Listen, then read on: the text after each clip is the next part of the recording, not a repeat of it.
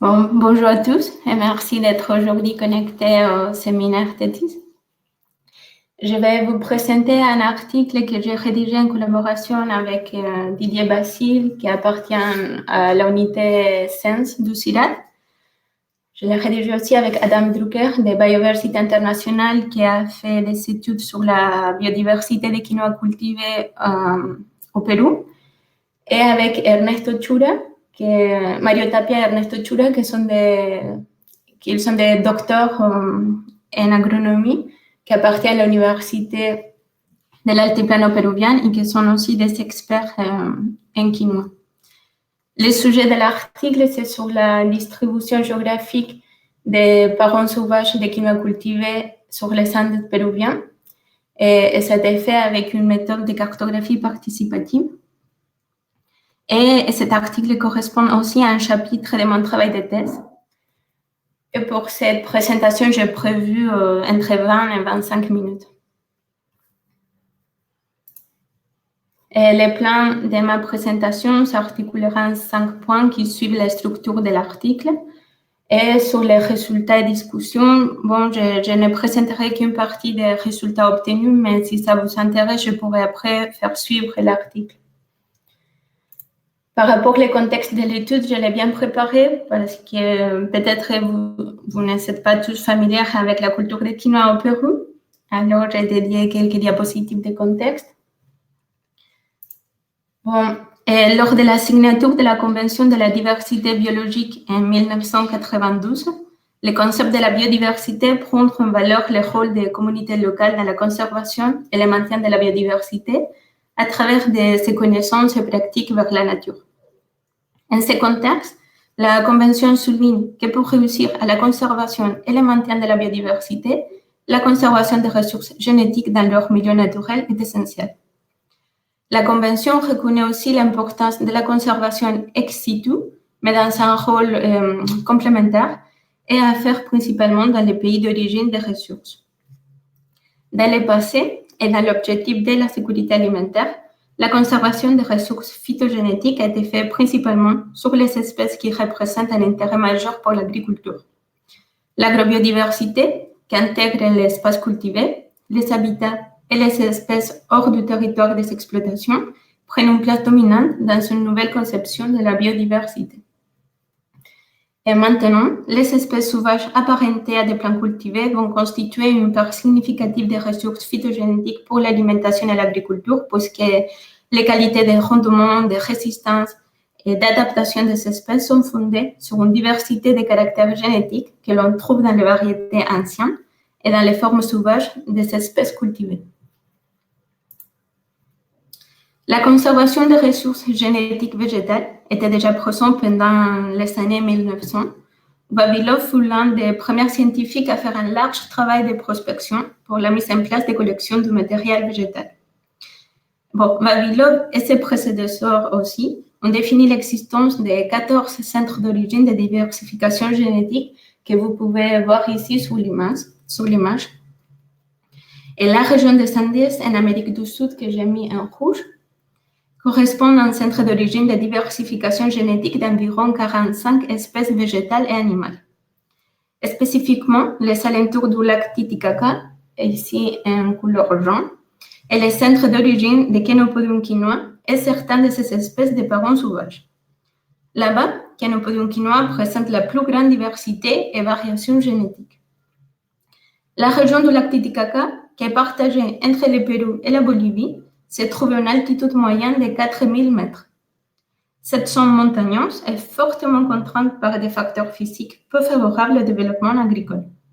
Cependant, les preuves historiques existantes indiquent que la domestication du quinoa par le peuple andin a pu se produire il y a plus de 7000 ans.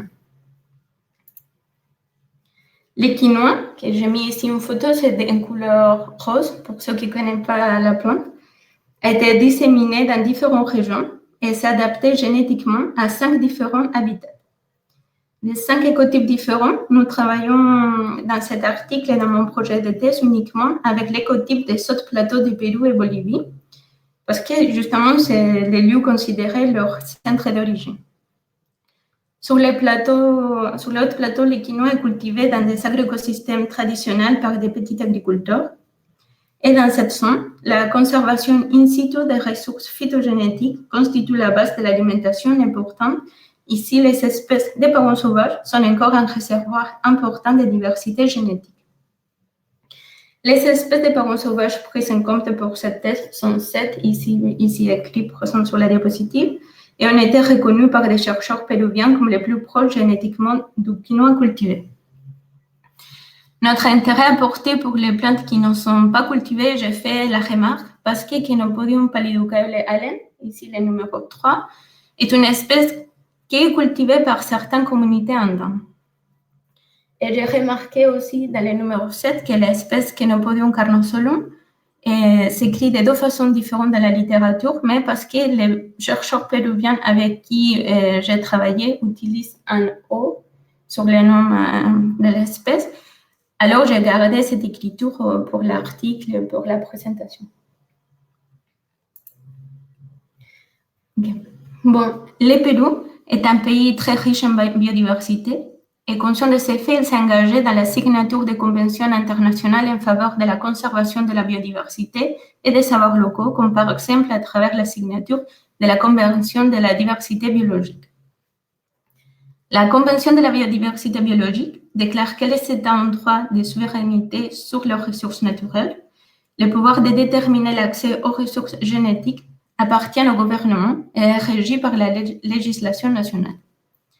Alors, le Pérou, comme pays contractant, s'efforce de créer les conditions propres à faciliter l'accès aux ressources génétiques par d'autres pays, mais aussi à créer des lois dont l'utilisation des ressources génétiques soit écologiquement rationnelle au niveau national et soit en respect des savoirs collectifs des peuples autochtones. Par rapport à la culture du quinoa, le Pérou a choisi de soutenir l'agriculture d'exportation et suivre les critères de production et de qualité imposés par la demande internationale. Le Pérou donne priorité à la culture des variétés améliorées de haut rendement avec des nouvelles techniques de production qui ne prennent pas en compte les variétés traditionnelles ni les espèces de parents sauvages de quinoa cultivés. Alors, ça nous amène à la problématique de l'étude. Au Pérou, avant les années 80, la production annuelle de quinoa était principalement orientée vers l'autoconsommation avec un maximum de 10 000 tonnes par an. Mais grâce à la reconnaissance et valorisation mondiale des propriétés nutritionnelles du quinoa, les pays de l'hémisphère nord commencent à s'intéresser et à acheter du quinoa aux pays andins. Alors, le Pérou investit dans la production du quinoa et dans les années 90, le quinoa péruvien est devenu une culture d'exportation. Déjà dans les années 90, le Pérou a augmenté à 3 fois sa production. En 2013, les Nations Unies proclamaient l'année internationale du quinoa et la demande internationale ne fait que continuer d'augmenter. En conséquence, au Pérou, la région de Puno, principale région productrice de quinoa, a enregistré des records de production annuelle de presque 40 000 tonnes en 2017. Le Pérou est devenu le principal producteur mondial de quinoa depuis 2014. Autour du quinoa, parallèlement, de nouveaux mécanismes institutionnels sont créés, de nouvelles relations entre les acteurs sociaux sont développées et de nouvelles formes de production sont apparues. L'opportunité économique dont le quinoa est l'objet, jusqu'à un niveau international, s'accompagne de changements profonds dans la relation entre la société et la nature. Dans ce contexte de production, la conservation de la diversité des parents sauvages du quinoa cultivé pour les communautés agricoles devient une préoccupation majeure. En effet, l'opportunité que représente la culture du quinoa d'exportation peut avoir des impacts en termes de sécurité alimentaire, d'agrobiodiversité et de gestion de l'agroécosystème en raison de la perte d'une diversité des parents sauvages de quinoa cultivés pour permettre une adaptation au changement agricole actuel. Bon, l'objectif de ma thèse était de comprendre comment les communautés agricoles andanes intègrent la présence des parents sauvages du quinoa dans leurs pratiques agricoles et comment ces pratiques déterminent une conservation in situ de cette agrobiodiversité. Et cet objectif général sous-entend 3 pistes de recherche, 3 questions dont, pour mon article, j'ai travaillé simplement sur la première, comment la distribution des parents sauvages de quinoa est liée à l'organisation spatiale de la culture du quinoa par les sociétés andines. Pour chacune de mes questions de recherche, j'ai développé une hypothèse de recherche et un objectif spécifique. Et dans le cadre de cette présentation, je resterai que sur les premières hypothèses, que c'était la distance des parents sauvages du quinoa aux parcelles cultivées influence directement leur fréquence et abondance. Et l'objectif sera d'identifier et d'expliquer la présence et distribution des parents sauvages de quinoa au sein de l'agroécosystème andin. Par rapport au cadre méthodologique et des terrains, ici, vous savez que la région des Puno se trouve au sud du Pérou, à la frontière avec la Bolivie. Et nous avons sélectionné 6 villages andins dans la région de Puno, selon 3 critères géographiques. Le premier, c'est la présence et diversité des types de quinoa cultivés, parce que des études faites par des chercheurs locaux ont montré qu'à l'intérieur de la région de Puno, il existe un area ici en vert, qui est considéré comme le centre de la plus grande diversité des quinoa cultivés. Alors, notre intérêt est que la localisation de nos villages d'études soit à l'intérieur de cet espace. Ici sont mes 6 villages d'études. Et le deuxième critère est le gradient nord-sud, correspondant à la précipitation plus abondante au nord qu'au sud. Et le troisième critère est le gradient est-ouest, correspondant à l'altitude plus bas à proximité du lac, justement en altitude jusqu'à 4100 mètres. Et j'ai ajouté quelques photos pour que comme ça vous pouvez avoir une idée des villages où j'ai travaillé. La culture, ça s'est fait surtout principalement en terrasse, sur des tout petits parcelles, des fois des parcelles qui sont travaillées individuelles par chaque famille. Mais par exemple, dans la photo A, j'ai pris des photos sur des parcelles collectives, dans un village au sud de la région de Puno. Notre première piste de recherche, alors, c'était la distribution des parents sauvages du quinoa cultivé. Et pour ce but, nous avons choisi de développer une démarche de cartographie participative selon une adaptation des méthodologies proposées par le Fonds international de développement agricole et les centres de soutien des terres natives. Ces ateliers ont été organisés avec la collaboration des différentes autorités locales par village qui ont été chargées de rallier et convoquer aux villageois. C'est moi qui ai fait l'animation des ateliers de construction des cartes qui ont porté sur la perception des présence des parents sauvages de quinoa cultivés. J'ai légitimé les déclarations de présence des espèces à travers des trajets accompagnés dans chaque village, moment où je peux aussi prendre des coordonnées GPS pour la postérieure numérisation des cartes. À la fin du premier terrain, il y avait des cartes qui représentent l'agroécosystème de chaque village avec toute l'information sur les caractéristiques significatives du territoire et les modes de production agricole. La numérisation des cartes à dictateur s'est faite sur des images satellites avec de l'aide des données GPS prises sur le terrain et des données de référence téléchargées des institutions péruviennes. Une fois la numérisation de tous les éléments présents sur les cartes, nous avons fait la création d'une grille à mailles carrées, ici présente, avec des cellules de 50 mètres carrés appliquées à la superficie totale couverte par les cartes à dictateur. J'ai ajouté information de présence ou absence des éléments numérisés dans chacun de ces cellules. Et c'est cette grille à mailles carrées qui m'a permis plus tard de réaliser toutes les analyses sur la distribution des parents sauvages de quinoa cultivés sur l'agroécosystème. Le second séjour sur le terrain a permis de restituer et de discuter les premières représentations cartographiques participatives dans chaque village. Avec la collaboration des autorités du village, les participants ont été convoqués à un atelier de restitution et de présentation de ces premiers résultats. Des tranchées paysagères ont été ensuite parcourues à pied dans chaque village avec certains de ces acteurs clés pour noter et décrire sur le terrain les corrections apportées aux cartographies. Et vous pouvez voir ici qu'il me disait, par exemple, d'ajouter ou d'élever certaines parties des premières propositions. Reste la possibilité de réfutation des premières cartes par les participants. Je peux élaborer et valider des nouvelles propositions de cartes par parents sauvages de quinoa cultivés dans chaque village. Et maintenant, je passerai au résultat de la discussion. Bon. J'ai obtenu 6 cartes participatives, une pour chaque communauté. En moyenne, 17 personnes ont participé par communauté. Tous les participants avaient plus de 20 ans et le pourcentage des femmes était de 65%. Et nous avons pu observer qu'il existe différents facteurs explicatifs de la répartition des parents sauvages de quinoa cultivés au sein de l'agroécosystème, soit la portion des parcelles de quinoa, des parcelles d'autres cultures, les habitations et la distance à la plantation forestière, et des facteurs explicatifs clés où je mesurais la distance de la présence d'un parent sauvage de quinoa cultivé vers la parcelle du quinoa, la distance à l'eau et l'altitude.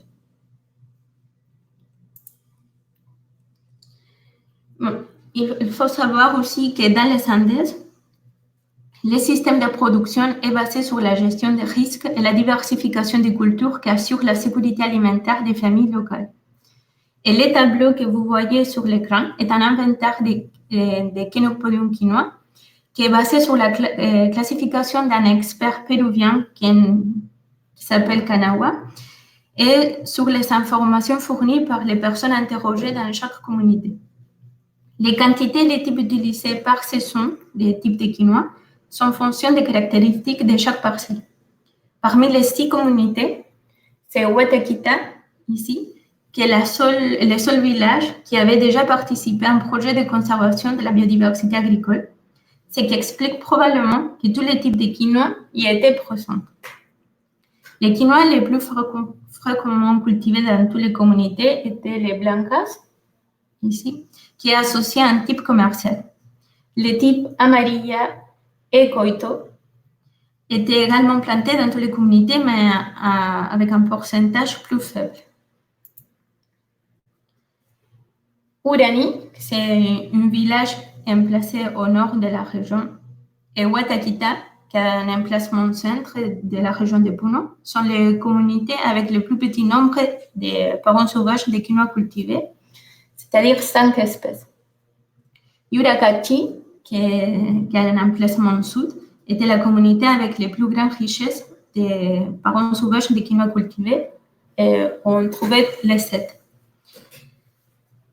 Chenopodium petiolare, Hircisum et Ambrosoides ont été cartographiés par toutes les communautés. Et Chenopodium carnosolum, qui c'est la première dans la liste ici, étaient les parents sauvages de quinoa cultivés les moins communs, trouvés dans seulement 2 communautés, San Juan de Dios et Yuracachi. Pour Urani, Huancho et San Juan de Dios, tous les 3 sont des villages avec un emplacement nord dans la région de Puno, et Visayani, qui a un emplacement central. La richesse par cellule de la majorité des cellules dans lesquelles les parents sauvages de quinoa cultivés est présente était de 3 espèces. La richesse des parents sauvages de quinoa cultivés par cellule de la plupart des agroécosystèmes situés à Huetaquita, qui est un village avec un emplacement central, et Yuracachi, qui a l'emplacement sud, était de 4 espèces. Visayani présentait les plus faibles chevauchements d'espèces par cellule, dont 25% de ces cellules représentaient un seul parent sauvage de quinoa cultivé. En revanche, Yuracachi, la communauté la plus méridionale de l'étude, est la seule à avoir une richesse par cellule supérieure à 6, ici, et la plus grande richesse était présente dans 44% du nombre total de cellules dans lesquelles les parents sauvages de quinoa cultivés étaient présents. Dans les 6 communautés, tous les parents sauvages de quinoa sont présents à l'intérieur des parcelles de Chenopodium quinoa. Les types sauvages traditionnels sont conservés localement à différentes fins ou comme culture de sécurité en cas de catastrophe naturelle. En ce qui concerne nos parents sauvages de quinoa d'intérêt, le plus grand nombre de cellules représentaient les parcelles de Chenopodium quinoa dans lesquelles des parents sauvages de quinoa sont présents, sont représentés par les espèces à l'intérieur du carré rouge. Ici. Selon des chercheurs en génétique, Chenopodium hircinum est considéré comme l'ancêtre le plus proche de Chenopodium quinoa en raison de sa similarité chromosomique et phénotypique. En revanche, Chenopodium quinoa melanospermum pourrait être un croisement naturel entre Chenopodium hircinum et Chenopodium quinoa. La gestion des systèmes climatiques, biogéographiques et altitudinaux des Andes a conduit à une diversification réussie et à une adaptation variée de nombreuses espèces de cultures et des animaux dans les plages altitudinales plus élevées de l'altiplano. Dans le passé, les habitants des Andes sélectionnaient les génotypes sur la base de leur utilisation et de leur résistance aux facteurs biotiques et abiotiques défavorables. Les parents sauvages de quinoa cultivés continuent de posséder des gènes précieux qui peuvent être exploités à l'avenir pour accroître la résistance des cultures aux risques climatiques et à l'adaptation et pourrait assurer la sécurité alimentaire à long terme. Et dans ce contexte, certains parents sauvages de quinoa cultivés sont caractérisés pour une croissance à des altitudes encore plus élevées que les parcelles de Chenopodium quinoa. Et dans notre étude, et comme vous pouvez voir dans ce tableau, les 7 parents sauvages de quinoa cultivés ont été principalement identifiés en dessous de 3900 mètres d'altitude. Les espèces qui poussent aux altitudes les plus élevées étaient Chenopodium ambrosioides et Chenopodium incisum. Ces espèces ont été identifiées sur des pâturages situés à des altitudes comprises entre 1900 et 4100 mètres d'altitude. Entre autres aspects, les sélectionneurs sont intéressés par le développement des cultivars avec des rendements plus élevés. Dans ce cas, Chenopodium ambrosioides et Chenopodium incisum peuvent être utilisés dans la recherche visant à l'amélioration génétique des variétés de quinoa. Bon. Par rapport à la distance à l'eau, à chaque fois qu'un parent sauvage de quinoa cultivé apparaissait sur une cartographie participative ou était mentionné dans un entretien, la probabilité de les trouver diminuait en fonction de la distance par rapport à une source d'eau. C'était le cas pour tous les parents sauvages de quinoa cultivés et plus de 50% des cellules dans lesquelles les parents sauvages de quinoa étaient présents étaient situées à une distance de moins de 400 mètres d'une source d'eau. Par rapport à la conclusion et les perspectives, comme nous avons vu au long de cette présentation, j'ai travaillé sur la distribution des espèces de parents sauvages de quinoa cultivées dans l'agroécosystème et nous avons obtenu comme résultat que leur distribution ne se limite pas à l'espace cultivé, sinon qu'inclut tout l'agroécosystème. Ces parents sauvages de quinoa font preuve d'une grande capacité d'adaptation à des nouvelles zones de culture, en particulier à des altitudes élevées, supérieures à 3900 mètres d'altitude. Nos résultats sont cohérents avec des résultats obtenus dans d'autres études péruviennes et boliviennes, mais réalisées avec des différentes méthodologies. D'habitude, les études sur les parents sauvages de quinoa cultivés ont été réalisées par des agronomes ou des généticiens dans des champs expérimentaux pour obtenir ces données. Et je voudrais souligner que l'intérêt de cette étude sur l'utilisation des méthodes participatives de construction du savoir était présent. Nos résultats de distribution sont construits sur des dires d'acteurs locaux, ont été fondés sur leur perception physique quotidienne de son territoire vécu.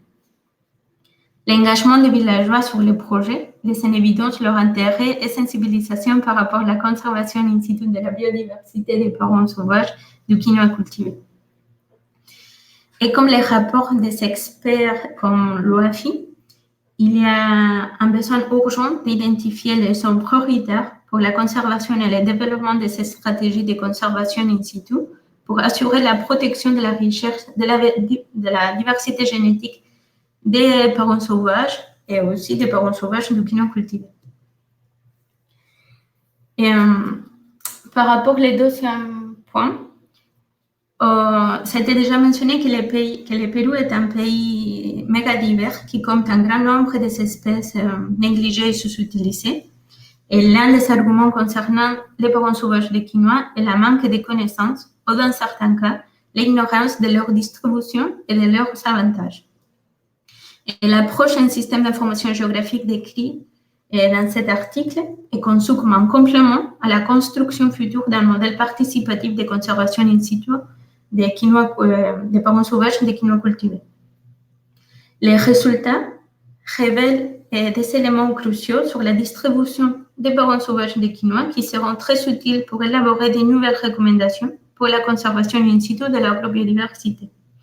En tout cas, ce travail de thèse que j'ai fait est poursuivi aujourd'hui pour d'autres travaux doctoraux au sein de l'unité SENS au CIRAD, dans cette même logique.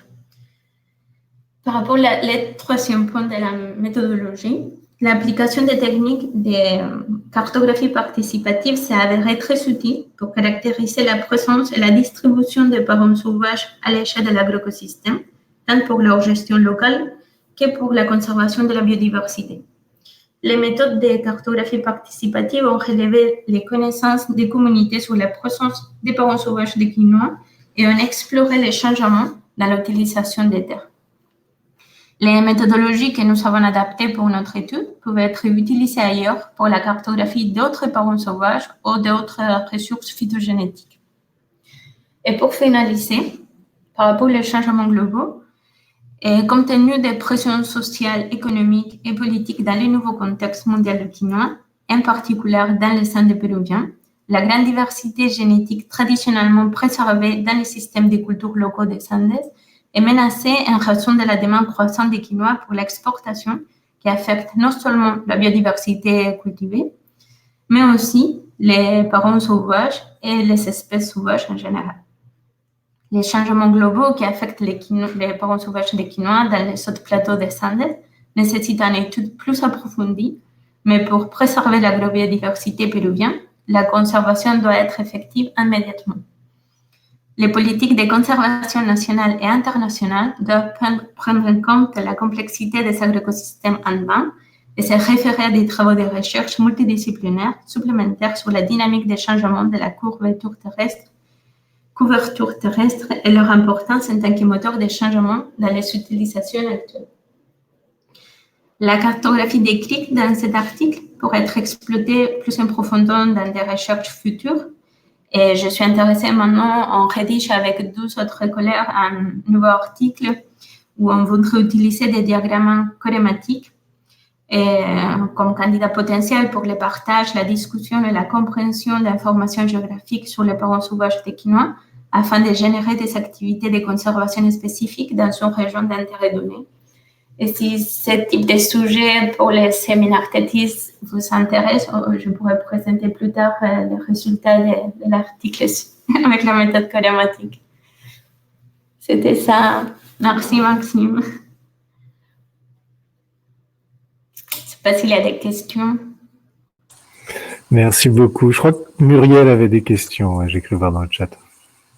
Oui, alors merci déjà, Francesca, c'est très très intéressant. Voilà, bravo pour le travail, la première remarque. Et moi, je me posais des questions, alors plus par rapport au système de production et plutôt au niveau national et aux tendances. Donc, je me demandais en quoi tes 6 villages sont représentatifs. On a l'impression que là, on est sur une production très traditionnelle, avec des petites parcelles, des zones de pente et donc une diversité variétale importante. Est-ce qu'il y a, avec ce que tu as bien montré au début dans le contexte, il y a une tendance du passage à l'autoconsommation à un système vers l'exportation, le Pérou qui devient un exportateur de quinoa. Est-ce qu'il y a eu une tendance peut-être ailleurs, pas dans ta zone d'étude mais ailleurs, à des grandes exploitations sur les zones de plaine, par exemple, sur les meilleures terres en plaine, avec une homogénéisation variétale? Voilà, est-ce que ça existe et en quoi est-ce que tes 6 villages sont représentatifs? Merci Muriel.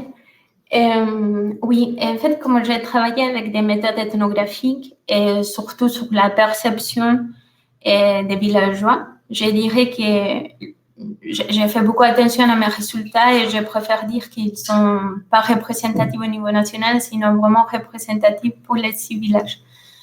Par contre, avec ce nouveau travail que j'ai fait maintenant, avec les diagrammes chorématiques et des dynamiques territoriales, j'essaie d'aller plus loin pour montrer comment les changements en cours de la culture des quinoa sont présents sur l'altiplano péruvien. Par contre, effectivement, au niveau national au Pérou, et comment le Pérou a choisi une culture plutôt pour les commerces internationaux, il y a une tendance à homogénéiser les variétés de quinoa qui répondent au meilleur aux intérêts du marché international du quinoa. Justement. Et même sur l'altiplano péruvien, je peux observer, surtout sur 2 de mes villages, comment ils sont en train d'échanger toutes ces pratiques traditionnelles des parcelles partagées avec, on appelait Ainoka. Ils sont en train de tout changer pour répondre plutôt au marché d'exportation. Je ne sais pas si ça répond à ta question. Si, ça répond. Mais oui, j'imagine que pour répondre à ce marché d'exportation, il y a peut-être une agro-industrie qui se met en place avec. Alors, est-ce que tu as pu observer ça Est-ce que c'est des investisseurs nationaux, des compagnies étrangères qui viennent s'installer? Comment ça se passe? Est-ce que tu as des infos à ce sujet? Oui, c'est plutôt au niveau national, parce qu'ils essayent quand même de protéger leur production. Mais il y a des initiatives aussi pour réussir à la conservation des différents types de quinoa cultivés. Ils sont en train de développer mesas de trabajo, tables de travaux, entre les différents producteurs, surtout les petits producteurs, pour les associer mais au niveau national déjà, et au niveau des différentes régions, parce qu'il y a la culture des quinoa au niveau de la côte, il y a la culture des quinoa au niveau des Andes, et ici, dans différents écosystèmes. Là, ils sont en train de travailler tous ensemble pour chaque région, différents types, mais aussi l'idée sera plus tard de faire l'association de production de quinoa au niveau des Andes. Et ils sont déjà en train de commencer à faire, ils font chaque 2 ans en réunion des producteurs de quinoa, avec le Chili, l'Argentine, la Bolivie, l'Équateur, le Pérou et la Colombie. Je pense qu'il ne me manque pas un pays, pour voir comment il pourra développer la culture des quinoa et protéger ses ressources. D'accord, merci pour les réponses. Bon, il y a Didier Basile qui est l'expert sur le sujet et qui est derrière aussi cette initiative.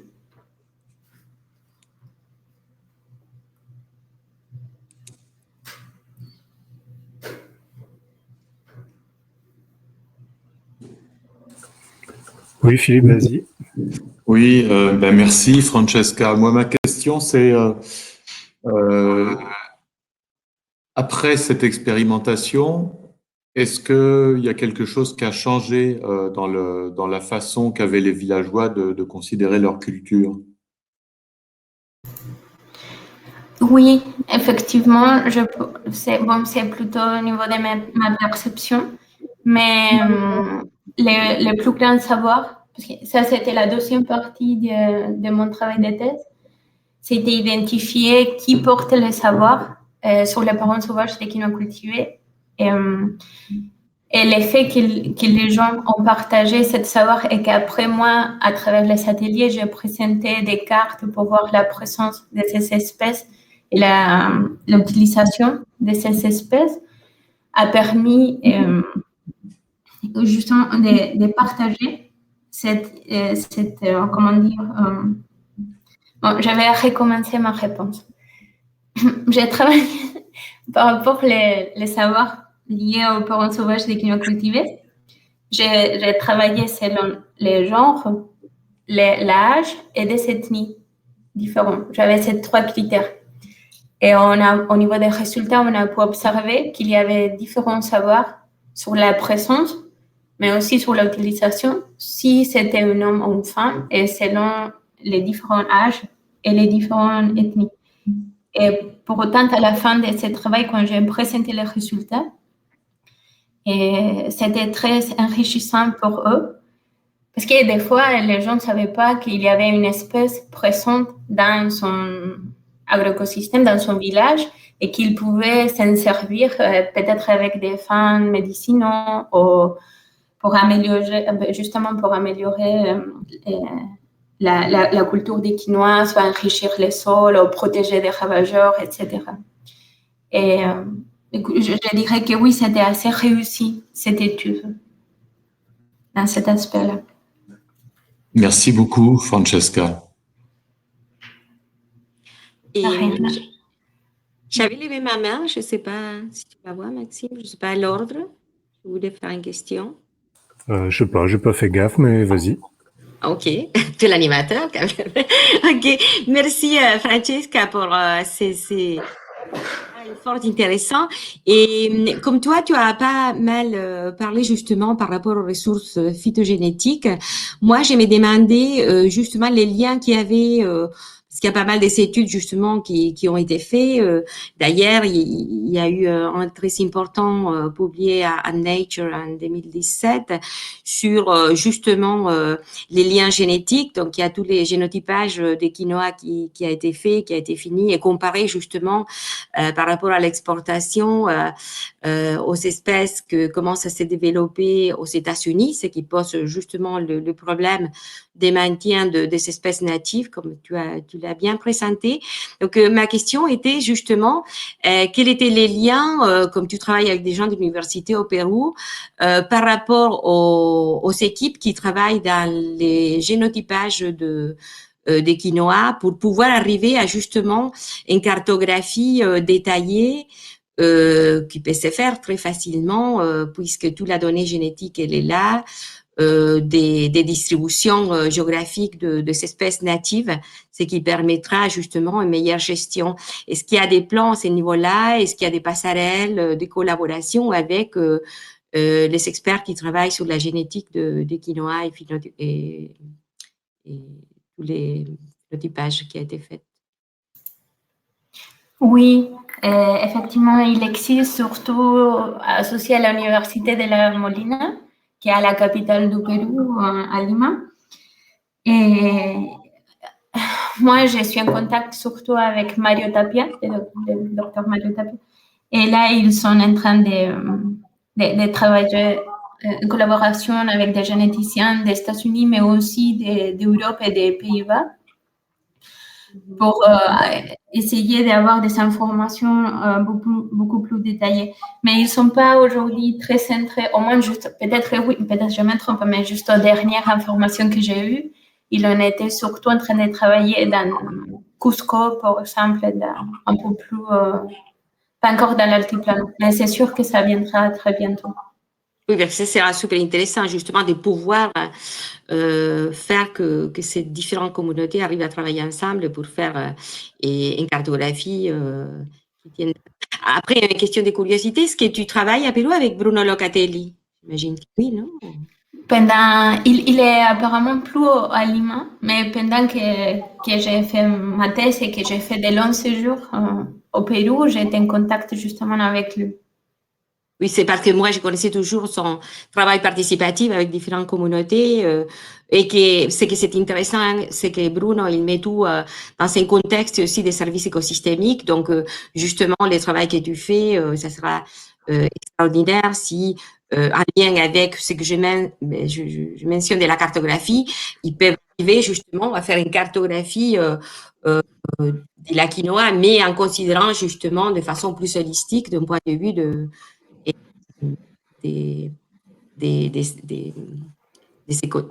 travailler justement dans la logique qui a travaillé Bruno, un gestionnaire et les services écosystémiques.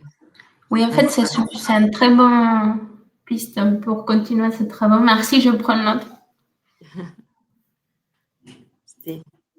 Merci à tout cas.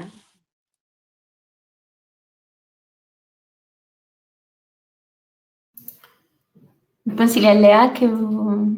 Oui, j'ai une petite question, c'est juste pour mon intérêt, enfin pour ma curiosité personnelle. Il y a Bruno Locatelli et il y a Améline Vallée aussi, qui travaille beaucoup avec lui et qui fait souvent des missions au Pérou. Donc les deux, donc Bruno est à Montpellier maintenant, Améline est à Paris. Et ça, je pense que ça peut beaucoup les intéresser, effectivement, ce travail-là. Et ma question, c'est plus sur ton dernier point, là, sur pression sociale, économique et politique. Et juste, c'est plusieurs petites questions. Si j'ai bien compris, du coup, il y a des espèces qui se vendent beaucoup mieux sur le marché. Et du coup, j'imagine qu'on peut voir une évolution de l'utilisation de certaines espèces par rapport à leur vente sur le marché. Et du coup, je voulais savoir si c'est ça que vous observez à un moment donné, si vous observez en fait les forces du marché qui vont redéfinir l'utilisation de certaines espèces par rapport à d'autres. Et en fait, qu'est-ce qui vaut mieux? Si je comprends bien, il vaut mieux avoir le plus de diversité possible ou pas, etc. Et je voulais savoir ce que c'était les questions de pression sociale. Qu'est-ce que tu entendais derrière pression sociale et politique? Voilà, j'ai pas bien saisi qu'est-ce qu'il y avait derrière ça. Et ma dernière petite question, c'est que tu parlais d'approche chorématique. Et personnellement, j'entends beaucoup ce mot, mais je ne sais pas ce que c'est. Si tu pouvais en 2 mots me dire ce que c'est. Merci beaucoup pour cette super présentation. Merci Léa. Et, par rapport, je pense, à ta première question sur les variétés des quinoa et les commerces internationaux, les principaux critères sont, par exemple, que ça pousse plutôt plus vite que les autres, qu'elles vont être, au niveau de production, il y aura une plus grande quantité, plus grande graines. Et aussi que soit les quinoa, on ne peut pas la manger une fois la récolte faite. Il y a un processus à faire parce qu'elle est très amère. Et il faut enlever cette amertume avant de pouvoir la consommer. Et il y a des espèces, alors, des quinoa qui sont moins amères et pourtant ils ont moins besoin d'intervention avant de la vendre. Mais il y a beaucoup de critères comme ça qui sont liés pour définir quel type de quinoa ils sont intéressants pour le marché. Et malheureusement, ça fait justement qu'il y a une homogénéisation après des variétés. On reste sur qui est la plus simple. Et l'intérêt des parents sauvages, parce que j'ai échangé avec des personnes qui sont justement dans le développement de la culture des quinoa pour la commercialisation, ils ont vu plutôt l'intérêt au niveau génétique pour faire que les variétés qu'aujourd'hui ils produisent soient plus résistantes au niveau par exemple, pour le changement climatique, etc. Mais si on a un regard plutôt sur l'agroécologie, bien sûr qu'une plus grande diversité de variétés de quinoa dans la parcelle cultivée, ça sera beaucoup plus bénéficieux. Bénéfique. Oui, et qu'à long terme, ça sera beaucoup plus stable pour la culture. Et il y a aussi, et ils arrivent à le vendre quand même, ce quinoa-là. Enfin, ils arrivent ou ils le consomment, ou c'est pour les animaux, ou c'est pour leur modèle. Oui, au niveau des parents sauvages, tu dis? Oui. Ah oui, il y a différentes utilisations. En fait, les gens, effectivement, l'utilisent pour l'alimentation humaine. Et c'est pas que les graines. Ici, on connaît que les graines au supermarché, on l'achète, mais là-bas, ils mangent même la plante. Au début, ce sont des espèces d'épinards. On peut manger les feuilles, on peut manger le taille. La taille, je sais plus. La tige. Oui, c'est ça. Merci. Oui, on peut manger en fait la plante complète et dans différents états de maturation. Oui, effectivement. Mais aussi, c'est alimentation animale, effectivement. Il y a un usage médicinal humain et animal. C'est utilisé aussi comme carburant, en fait, même pour tout ce qui est rituel et religieux. Mais il y a beaucoup d'usages et des utilisations. Même aussi pour... Et après, si ça vous intéresse, je pourrais faire aussi notre présentation des 12e chapitre de ma thèse qui est justement lié à tout ce que c'est les utilisations des parents sauvages des quinoa pour les communautés. Ok. Et du coup, il y a des paiements pour... Est-ce qu'il y a des subventions, par exemple? pour le maintien de ces espèces sauvages ou ça se passe comment? Il y avait Biodiversité Internationale qui faisait au début des paiements aux agriculteurs pour le maintien d'une biodiversité, soit des quinois, mais aussi après, quand on s'est mis en contact, ils en a ajouté pour quelques espèces de parents sauvages de quinois qui sont les plus proches génétiquement aux quinois cultivés. Et ça a bien marché, surtout dans la communauté Watakita, que c'est la seule qui avait après toutes les variétés de quinoa cultivées et qui avait aussi pas mal de présence des espèces de parents sauvages de quinoa dans le village. Mais moi, je n'ai pas lu vraiment les rapports de ces parties, mais je sais qu'Adam Drucker, il a décidé après d'arrêter ce type de subventions et il a dit que l'idéal sera d'arriver à avoir une diversité, soit des différents types de quinoa cultivés ou des parents sauvages, pas parce qu'il y a un intérêt économique derrière, sinon parce que vraiment les gens puissent comprendre l'importance de garder cette diversité et s'en servir.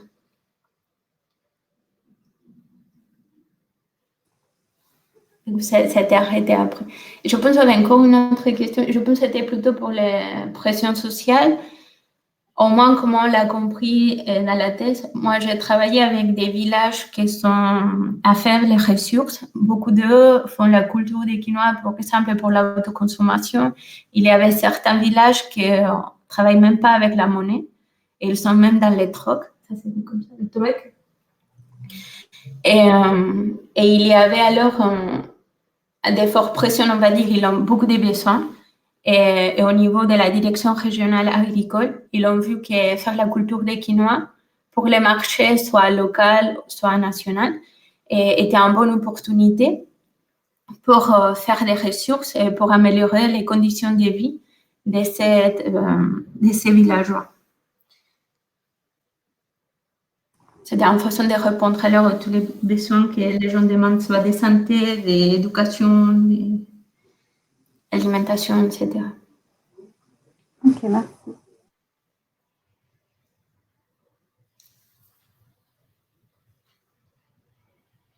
Ah, merci, Muriel, j'avais regardé. Moi, on a aussi réfléchi à publier un MapMonde.